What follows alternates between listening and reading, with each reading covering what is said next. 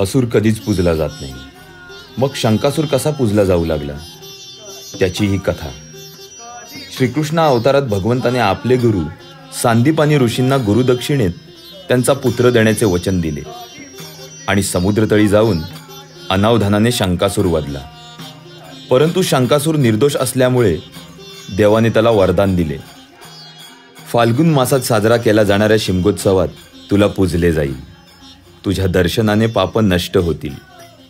तुझ्या आशीर्वादाने सगळ्या मनोकामना पूर्ण होतील. तू बालगोपाळांसोबत खेळशील.